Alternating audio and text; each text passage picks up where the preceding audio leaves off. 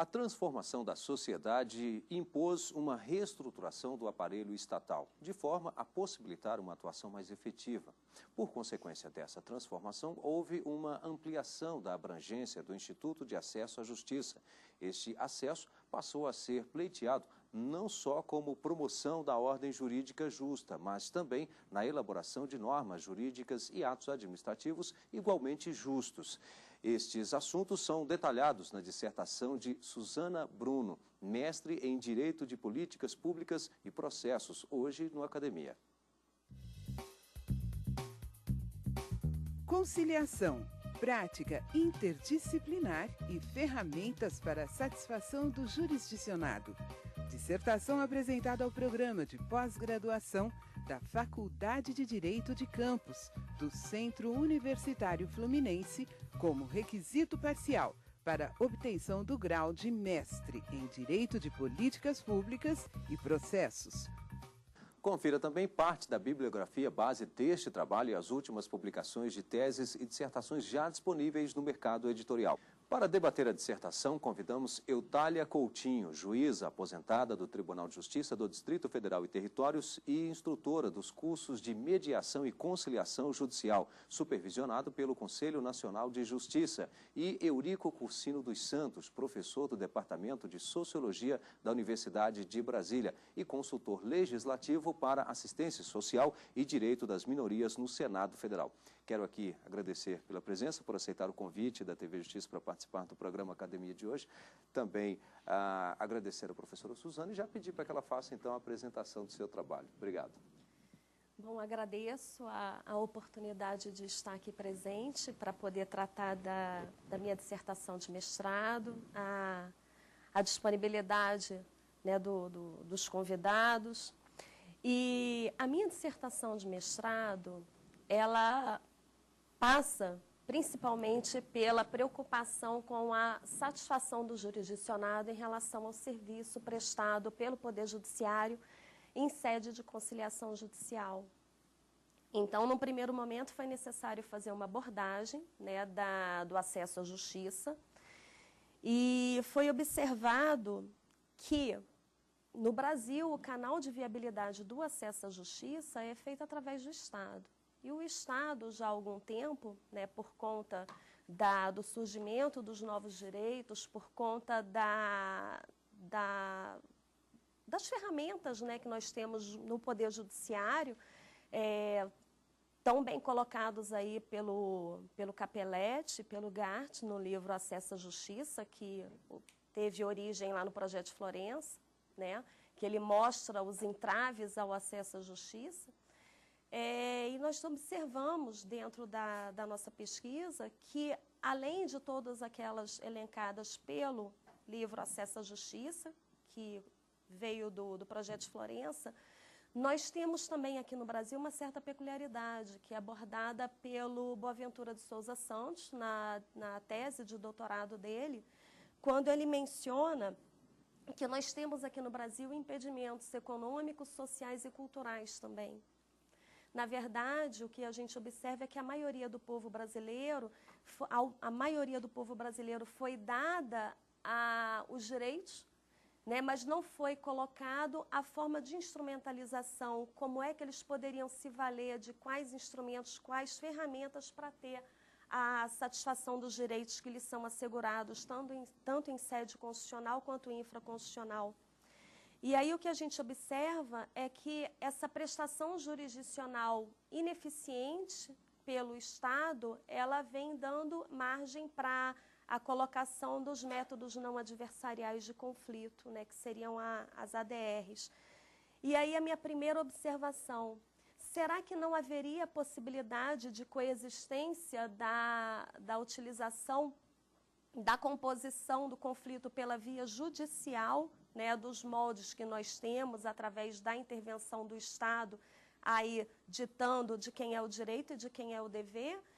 Não haveria possibilidade de coexistência dessa modalidade de prestação jurisdicional junto, né, de uma maneira concomitante com a utilização dos meios não adversariais de conflito? Porque o que parece é que o Poder Judiciário hoje, ele enxerga que ele está assoberbado de processo, e isso não é mentira, isso é verdade, mas que por conta desse volume de processos, a gente teria aí uma forçação, né, da utilização dos meios não adversariais de conflito pelo jurisdicionado. E aí vem a minha primeira crítica, porque, ao meu ver, haveria uma situação de complementariedade entre uma via e outra e não exclusão. Tá?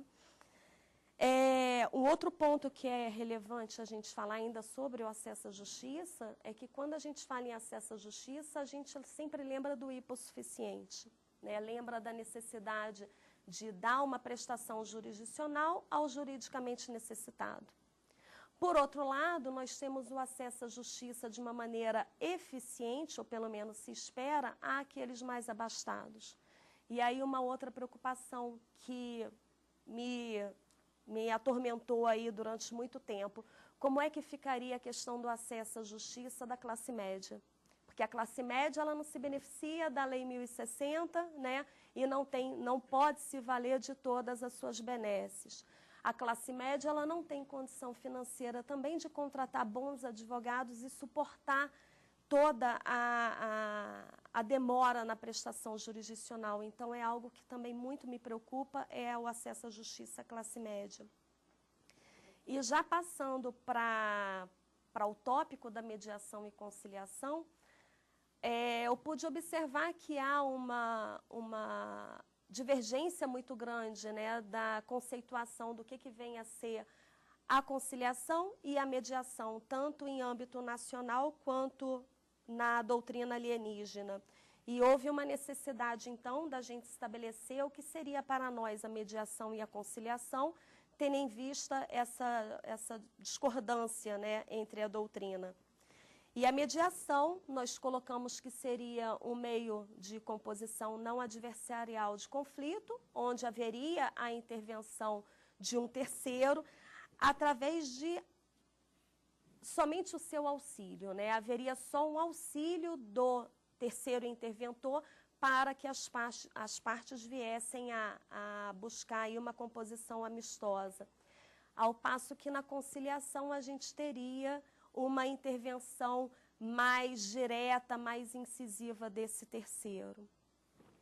Mais adiante, eu vou tocar sobre o assunto da mediação transformativa, que é algo que muito me fascinou. E aí a gente observa o seguinte: bom, estabelecido que o acesso à justiça ele vem sendo prestado de maneira ineficiente, aí caberia já um outro programa para a gente discutir o porquê, né? E que a gente teria aí, estabelecendo então a nossa conceituação de mediação e conciliação, a gente teria que trabalhar necessariamente o processo de escolha e formação dos conciliadores. E aí uma outra pergunta veio a me dar uma certa inquietação. Com todas as inovações propostas pelo Estado, qual é o seu verdadeiro objetivo? O que ele pretende, o que o Estado pretende atingir quando ele coloca a possibilidade da gente trabalhar agora a conciliação endoprocessual, né, a mediação endoprocessual ou incidental e não a pré-processual? Qual é o objetivo? Né? Seria diminuir o número de processos? E para que diminuir o número dos processos? Por quê? Para quem é que quem vai se beneficiar com essa diminuição do processo? E aí eu trago até uma outra inquietação que eu tenho, para que serve o processo? Porque o jurisdicionado, ele quer resolver o conflito dele. Pouco importa se vai ser através do processo, ou através da intervenção do síndico, ou de um vizinho, ou de um patriarca, ele quer o conflito dele resolvido. Se vai ser utilizando a máquina estatal ou não, isso, na grande maioria das vezes, para o jurisdicionado é irrelevante. Ele quer a solução do problema dele. Estaria aí como preocupação do Estado a busca da satisfação do jurisdicionado? Porque algum tempo atrás, quando eu fui analisar a escola que estava sendo formada lá no Tribunal de Justiça de São Paulo, foi bem interessante, eu coloquei isso no meu trabalho, que parecia que a busca da satisfação do jurisdicionado era algo secundário. O que havia, a necessidade seria da utilização a necessidade de você ter mais composição de conflito fora do Poder Judiciário para diminuir o número de processos.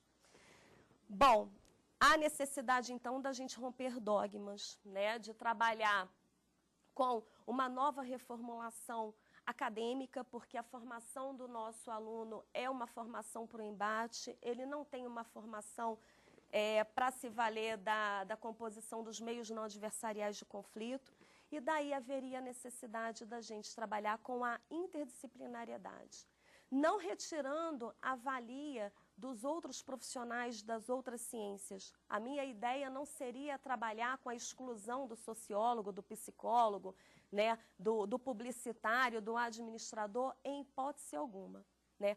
Todos eles têm uma importância muito grande dentro dessa seara da satisfação do jurisdicionado. Mas a minha ideia seria buscar alguns conceitos, algumas formações que são passadas para essas ciências, para o operador do direito, para que o operador do direito ele venha, assim, a ter conhecimento para poder trabalhar de uma maneira eficiente com a prestação jurisdicional. A psicologia teria uma contribuição valorosa, né, ensinando ao interventor, ao terceiro, a trabalhar até mesmo com a possibilidade de segurar, de conter os seus preconceitos, né, a sua formação familiar, teria a possibilidade de trabalhar com a motivação dos conflitantes, né, das partes conflitantes, teria a possibilidade de trabalhar com a mediação transformativa, construindo um resultado, assim como todas as demais ciências, a sociologia, analisando, trazendo também as suas benesses, a administração e todos os outros que puderem apresentar aí uma satisfação maior para o jurisdicionado. Bem, agradeço à professora Suzana Bruno. Daqui um pouquinho nós vamos entrar, né? Nós vamos saber um pouco mais sobre esse trabalho e, por hora, vamos conferir parte da bibliografia base deste estudo. O discurso e o poder. Ensaio sobre a sociologia da retórica jurídica, segunda impressão, de Boaventura de Souza Santos, editora Sérgio Antônio Fabres. Acesso à Justiça. Tradução, Ellen Grace Northfleet, de Mauro Capelletti e Brian Gart, editora Sérgio Antônio Fabres. O processo de mediação, estratégias práticas para a resolução de conflitos, de Christopher Moore, editora Artmed. Nós vamos então a um rápido intervalo e em seguida estaremos de volta com o Academia. Até já.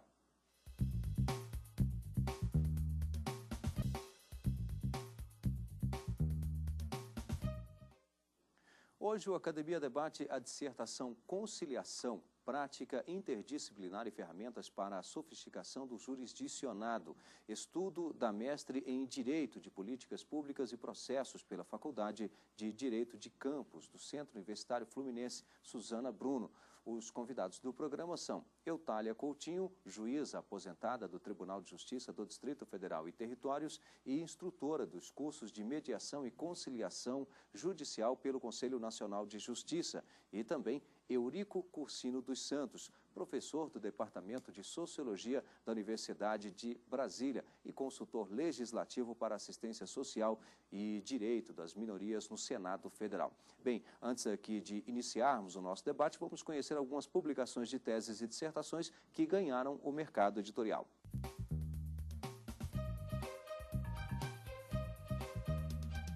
Pré-questionamento e questões de ordem pública no recurso extraordinário e no recurso especial. Dissertação de Kátia Aparecida Mangoni, disponível na Biblioteca Virtual da Universidade de São Paulo. O princípio constitucional da dignidade da pessoa humana, a autonomia do paciente e o direito à morte digna. Dissertação de Vládia Maria de Moura Soares Sanches, disponível também na Biblioteca Virtual da Universidade de São Paulo. cenário do licenciamento ambiental, principais entraves, análise das competências ambientais do Sistema Federativo Brasileiro. Dissertação de Estela Rosa Federman Saito, disponível na Biblioteca Virtual da Universidade de São Paulo. Bem, e já que estamos falando em trabalhos publicados, nós temos aqui mais este, que é da própria professora Suzana Bruno, que hoje está com a gente aqui no programa Academia, que é Conciliação, Prática Interdisciplinar e Ferramentas para a Satisfação do Jurisdicionado, que é justamente o tema, né, do seu trabalho. É o tema do meu trabalho. Essa dissertação de mestrado ela foi feita sob a orientação do professor Leonardo Greco, né, na faculdade, junto à Faculdade de Direito de Campos. E eu tive a grata satisfação de ser convidada pela editora Fórum para poder publicar esse trabalho, né, que já está me dando vontade já de trabalhar uma possível tese aí, cuidando de tema bastante semelhante. Portanto, está aí. Quem quiser conhecer um pouco mais sobre o trabalho da professora Suzana Bruno, Conciliação, está disponível então no mercado editorial já esta obra. Doutora Eutália, obrigado pela presença. Já gostaria que a senhora já fizesse aí os comentários, a pergunta à professora Suzana. Certo. Primeiro, gostaria de parabenizar a doutora Suzana Bruno pela iniciativa de escrever sobre conciliação e mediação também, né? Que são temas relativamente novos, mas que são de grande relevância para todos. E eu identifiquei que sua grande preocupação, como uma das suas grandes preocupações, a eficiência do Poder Judiciário no atendimento, na satisfação do usuário. E isso vem ao encontro, digamos, do que o Poder Judiciário, por intermédio do CNJ, tem feito, ou seja, com a adoção de uma política pública voltada principalmente para um Poder Judiciário eficiente que atenda à satisfação do usuário. Então, gostaria de fazer uma pergunta sobre a interdisciplinaridade que você menciona na conciliação e na mediação, e como é que você percebe isso em relação à multiplicidade de profissionais, né, de diversas profissões, que atuam como conciliadores e mediadores, doutora Suzana? Bom, eu agradeço É uma honra para mim ter a doutora Eutália aqui me agraciando com a participação no programa. E, bom, em relação a essa multidisciplinariedade que nós temos, ela é muito bem-vinda, né, e vem de encontro com o que eu trabalho. Na verdade, no meu trabalho, eu em nenhum momento eu coloquei que haveria possibilidade, haveria espaço para a exclusão desses profissionais, muito pelo contrário, né? Eu sou uma crítica ferrenha daquele psicólogo que fica colocado embaixo da escada e coloca uma divisória para que ele faça o atendimento ali, assistente social, tudo. Mas o que ocorre é o seguinte: o conciliador, ele é a primeira pessoa que o jurisdicionado ele tem contato, né? E é nesse contato que vai a impressão do jurisdicionado.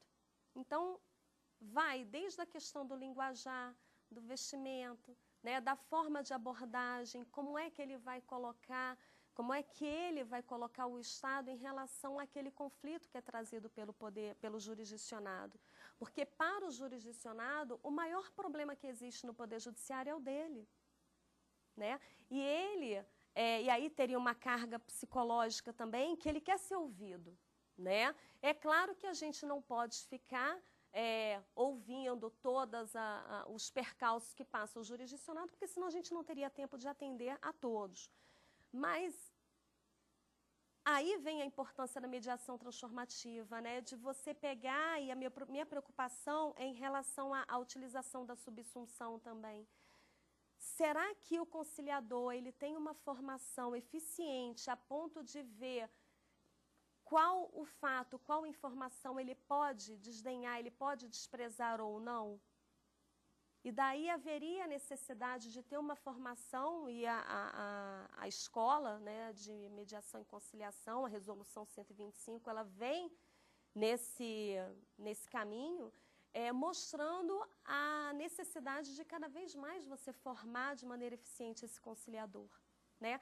E evidentemente que, não havendo a possibilidade da intervenção eficiente do conciliador, tendo numa relação de família, por exemplo, é claro que mais à frente, né, já no transcorrer do processo, vai haver certamente a necessidade da intervenção da assistente social, do psicólogo e todos eles, cada um dentro do limite da sua atuação profissional. Professor Eurico Cursino. Bom, agradeço a oportunidade de poder participar desse debate de natureza pública, né? E me chamou a atenção no seu trabalho, especialmente lá várias coisas me chamaram a atenção, eu gostaria de fazer vários comentários, mas vamos a um ponto mais preciso, até aproveitando que a doutora Eutália já perguntou sobre a formação, eu fiquei muito curioso também em saber como a gente vai formar esses super-homens super compreensivos que batem o escanteio e aparecem na área para cabecear, né? Eu acho complicado, mas de qualquer forma é um desafio. Então fica essa uma espécie de meia pergunta, né? Como gerar essa competência. E segundo, lá no final do seu trabalho, você fala que é preciso, de qualquer forma, partirmos do pressuposto de que o Estado está aí para servir a sociedade, está aí para servir as pessoas, né? As ciências sociais, que são ciências empíricas, né, que falam da vida como ela é, né, tem um pouco de dificuldade de acreditar nisso, né? As ciências normativas, como o direito, é mais fácil você acreditar porque você escreve na lei. O Estado é para servir as pessoas. Ponto. Artigo 1º está resolvido normativamente, né? Como é a vida real, é diferente, né? Então, se a conciliação pode partir de um ponto, se você acha que dá certo uma conciliação que parta de um ponto que, vamos dizer assim, a gente tem dificuldade de ver como verdade. Ou seja, e o Estado está aí para servir as pessoas. Será mesmo? Será mesmo? Do ponto de vista da ciência social, como eu te disse, a gente tem muitas provas de que não seja, de que pelo menos ele cumpre essa função, mas encavalada com outras funções que negam essa função, né? Será que uma conciliação entre pessoas arranca bem se parte desse solo pantanoso? Bom, antes de trabalhar com esse tema na minha dissertação do mestrado, eu trabalhei há algum tempo, durante quase 2 anos, em comunidade carente no Rio de Janeiro, num programa, né, onde a gente recebia um subsídio do governo federal, em um determinado momento, inclusive estadual, e da Fundação FOR, né, aquela fundação norte-americana. E o que a gente trabalhava nas comunidades era a viabilidade da composição do conflito sem se valer da intervenção do Estado, por todos esses motivos que a gente sabe. E é claro, né, porque às vezes colocam a gente para trabalhar num projeto desse e a gente começa a testar métodos, né? Então, todos os métodos, assim, eu falo que, infelizmente, o ratinho de laboratório do operador de direito é o ser humano, né? Então, eu tentei fazer vários tipos de testes na conciliação, com música alta, sem a bebida, não é, sem a água, sem o ventilador. Então, e aí eu ia testando para ver como é que as pessoas, né, se comportavam em relação a todas essas influências externas que eu colocava. Eu concordo com o senhor quando fala do Estado. O Estado, principalmente em relação ao hipossuficiente, ele é muito omisso, né? Certa vez na Rocinha, uma pessoa chegou para mim até esse projeto, o Balcão de Direitos, e falou o seguinte: doutora, o meu vizinho construiu uma porta na minha janela. E eu falei: como? Porta na janela? Não estou entendendo. Peguei o papel, fiz o desenho e ele era enfático em dizer que havia a construção de uma porta na janela. Eu tive que ir até o local, né? Eu, com a minha visão de asfalto, de formação de asfalto, eu não consegui enxergar que o morro é íngreme e que a porta ela pode ser construída na janela. e que haveria a necessidade da aproximação de alguém ali, de um interventor, para poder resolver aquele conflito. Então, o Estado, são várias as passagens que a gente vê junto ao Poder Judiciário, onde o Estado ele não chega, a visão do Estado não se aproxima. E aí a grande preocupação, porque onde o Estado ele não aparece, alguém vai aparecer para fazer as vezes dele, né?